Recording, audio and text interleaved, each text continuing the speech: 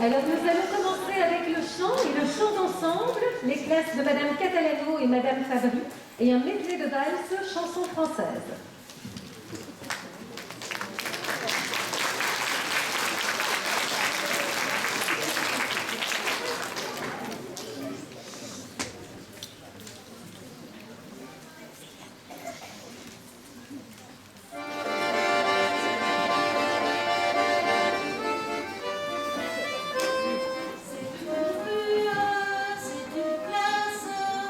C'est même tout un quartier.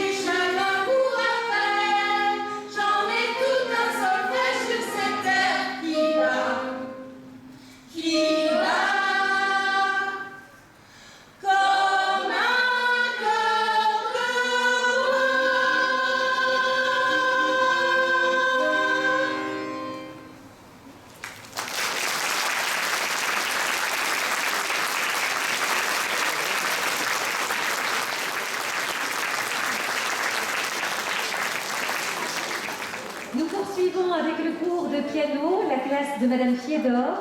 Romane et Maëlys vont vous interpréter Prohibisang d'Annick Chartreux.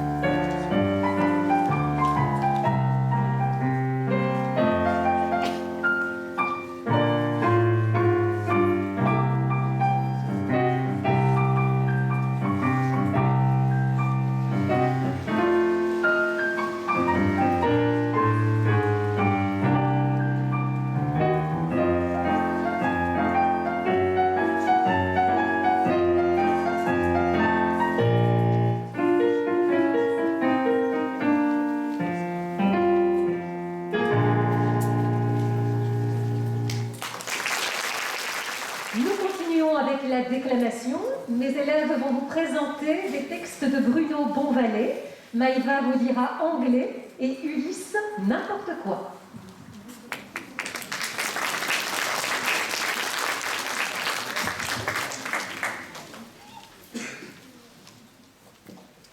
Anglais de Bruno Bonvalet. Je n'avais rien contre l'anglais. La méthode de madame est difficile. On ne comprend même pas lorsqu'elle met le CD. Et quand on comprend, on trouve souvent que ce sont des questions inintéressantes. What's your name? 200 fois par séquence. Cela devient du harcèlement. Au bout du compte, je ne sais même plus comment je m'appelle.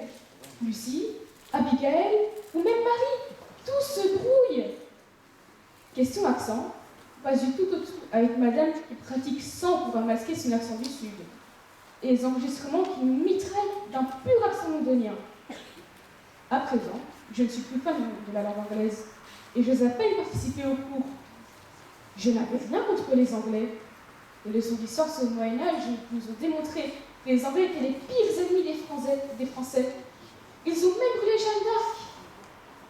Et puis, je suis partie une semaine en Angleterre, chez l'habitant. C'était organisé par l'école. Je ne suis pas tombée de cette chouette famille. Je me suis retrouvée à garder le sale gamin de 3 ans sans arrêt. Et quand il rentrait, les disputes se succédaient. Les gros mots, ouh, j'en ai appris ça, pas de problème. Mais pour le reste, ils ne s'occupaient même pas de moi. Tout juste ils avaient remarqué que j'étais là. Quand je suis rentrée, mon niveau en anglais n'avait pas progressé. Je suis devenue anglophobe. Tout ça pour dire allergique aux Anglais. Alors, si vous avez un truc pour aimer les Anglais et pour bien parler leur langue, je suis preneuse.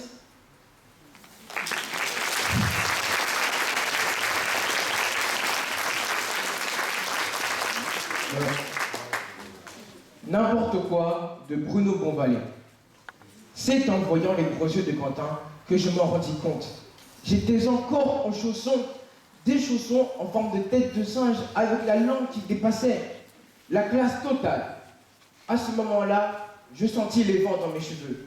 Ils étaient en pagaille comme jamais. On aurait dit que depuis plusieurs années, je ne m'en étais jamais occupé. Bonjour l'hygiène. Les poudres devaient s'en donner à cœur joie, du genre meeting international, venez nombreux. Juliette remarqua que quelque chose clochait. Elle s'approcha vers moi jusqu'à pouvoir enfoncer son index dans mon nombril. Au secours! J'étais torse nu avec une chair de poule terrible. Je m'échappais donc, traversant la cour en direction des toilettes. En plein milieu du parcours, déjà que tout le monde semblait observer la scène, un immense rectangle de macadam s'effondra brusquement. C'est dans une sorte de piscine que je m'en débattis, fidèle à ma phobie de l'eau. Le pompon fut cet énorme crocodile et s'approcha vers moi comme un poulet plombé et n'allait faire qu'une bouchée de moi lorsque... Allez, debout Cyril, il faut y aller. Non, non, plus jamais je n'irai à l'école. Ça tombe bien mon fils, on est mercredi et il serait bientôt l'heure de te préparer pour ton entraînement de handball.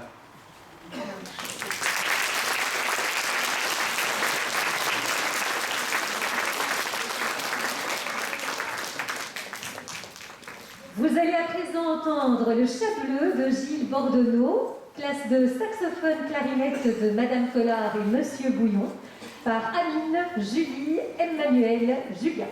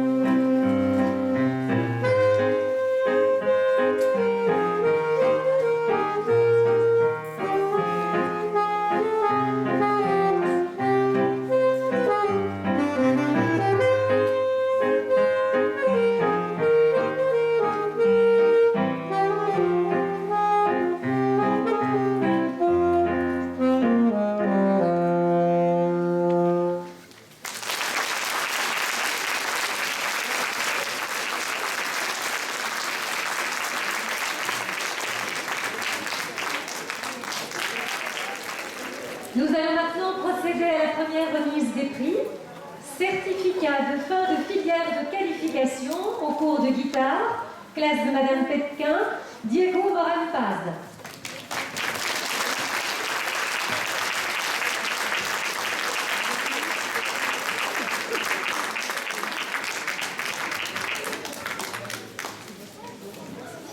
Certificat de fin de filière de qualification, cours de déclamation dans ma classe, Kathleen Tendray.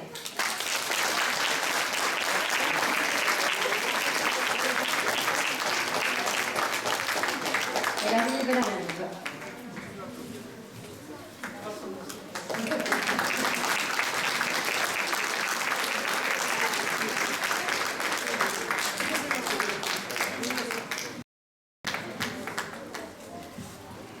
Certificat de fin de filière de qualification, cours de formation musicale de Madame Piras, Coralie Leguet.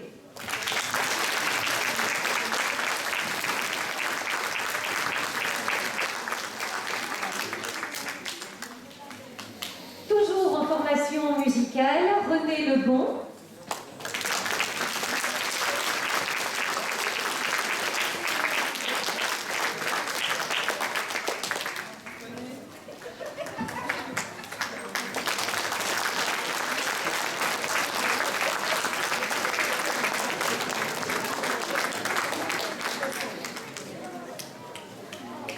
Formation musicale toujours Nel Lowres.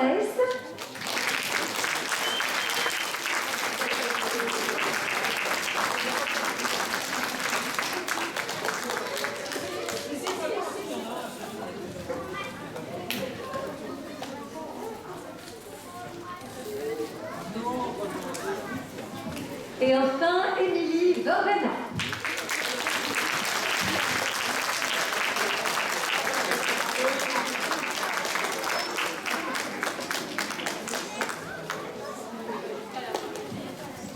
Nous allons continuer avec le rythme dans la classe de Monsieur Henrik Tribal Groove.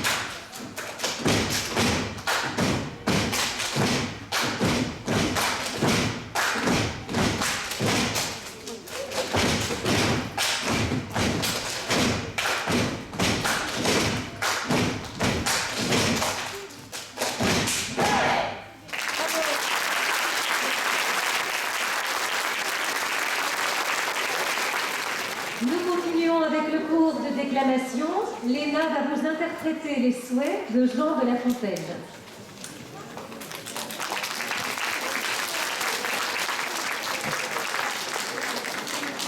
Jean de La Fontaine, les souhaits. Il y a aux Mongols des follets qui font office de valets, tiennent la maison propre, ont soin de l'équipage et quelquefois du jardinage. Si vous touchez à leur ouvrage, vous gâtez tout. Un d'eux, près du Gange autrefois, cultivait le jardin d'un assez bon bourgeois. Il travaillait sans bruit, avait beaucoup d'adresse, aimait le maître et la maîtresse, et le jardin surtout.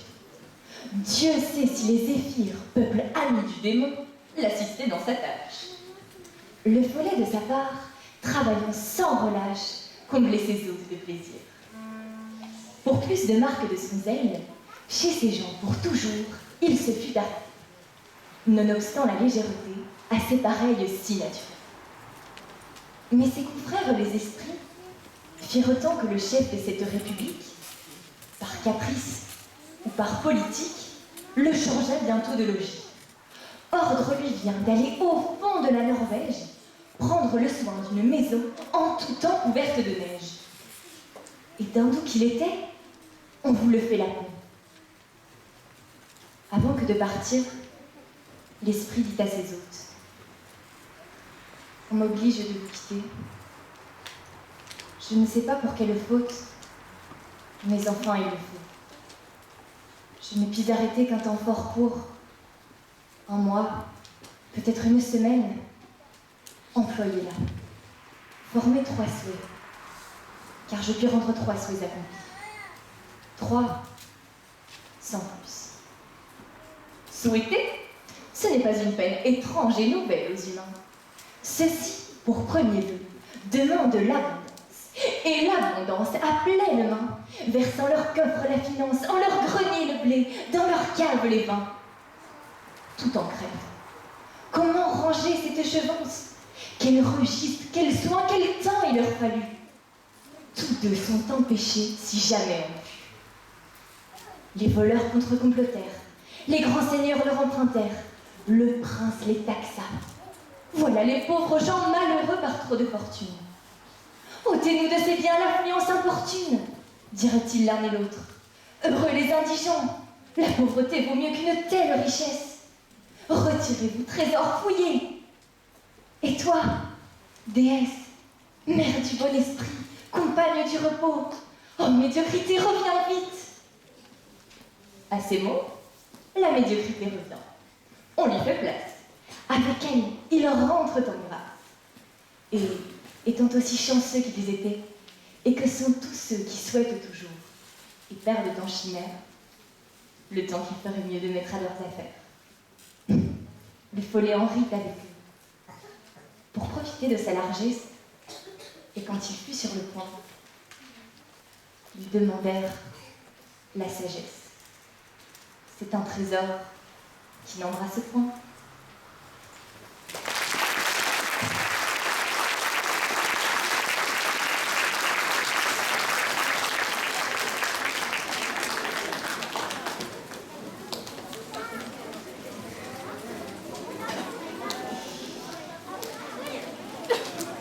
Alexandra va vous déclamer La Fontaine est-il immorale de Jean-Jacques Rousseau.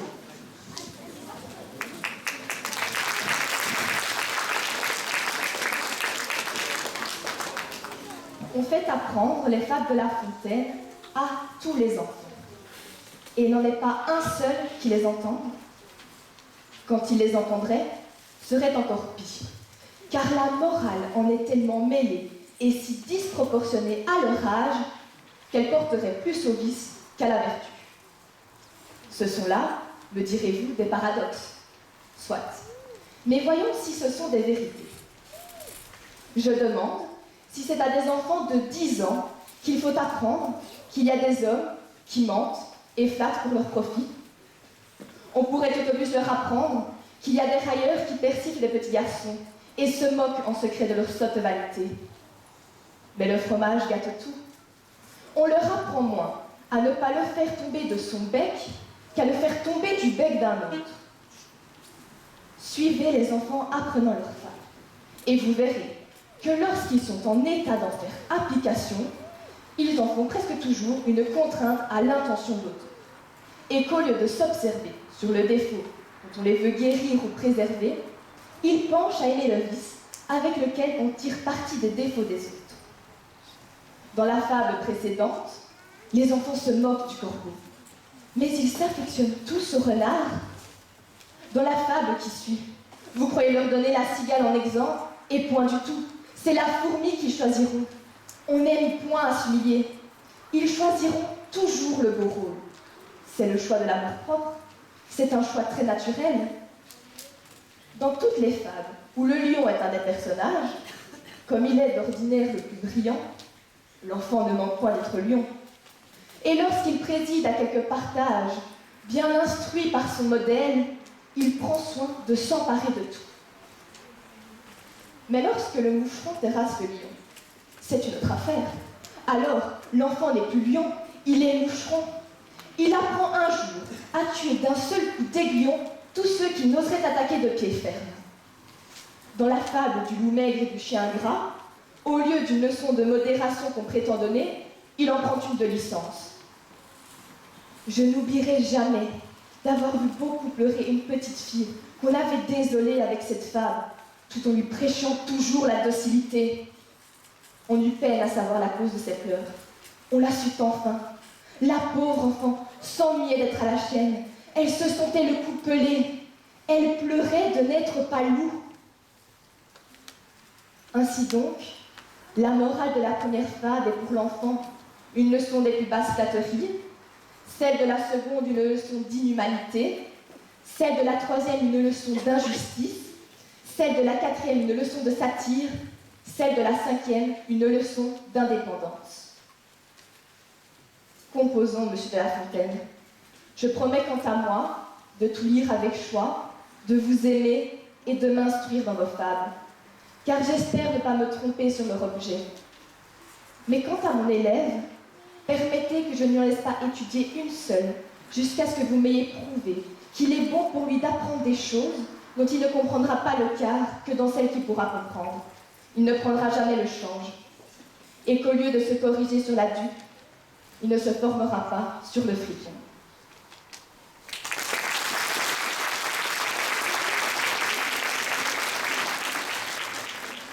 Classe de saxophone clarinette de Madame Collard et Monsieur Bouillon. On y va de Jacob de Anne par Zélie, Anaïs, Adrien, Gabriel, Anne et Raphaël, suivi d'Y Buenos Dias Muchachos de Bart Baker par Lucie, Coralie et Daphné.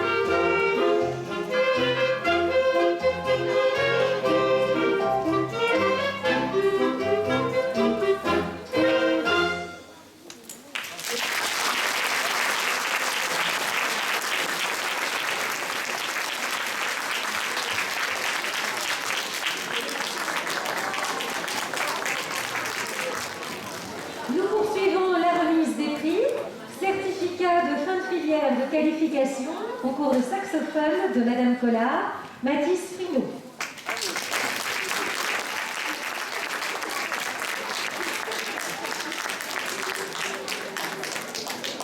Et certificat de fin de filière de qualification, concours de danse classique de ma collègue Madame Dévelat, Victoria Coudeville.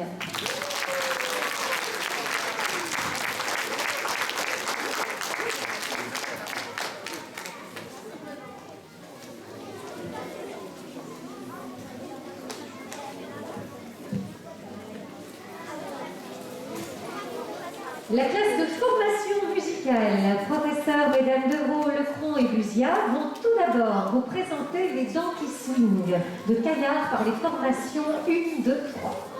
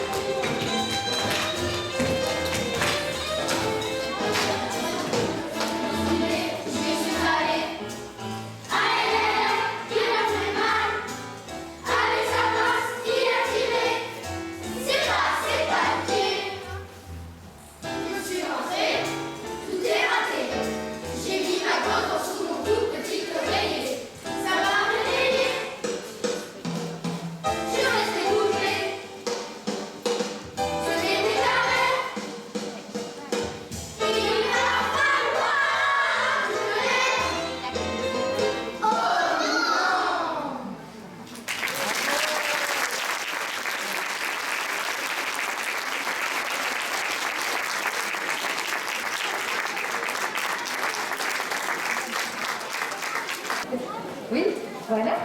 C'est à présent, petit bout des classes de formation, de préparatoire, pardon, de vous présenter les onomatopées de Vexigny et Body Samba de Saint-Gé.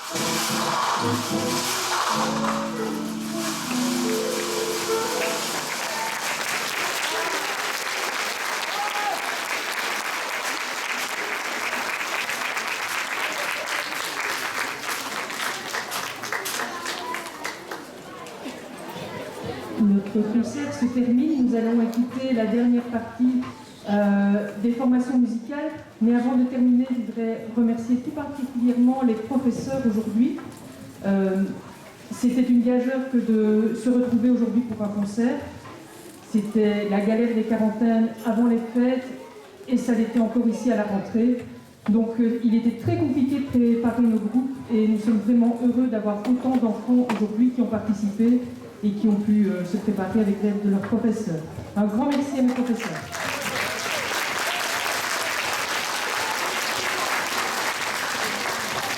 Et je remercie M. Depré qui est l'inspecteur pédagogique de la ville de Charleroi pour l'enseignement artistique et qui nous fait l'honneur de sa présence ce matin. Merci.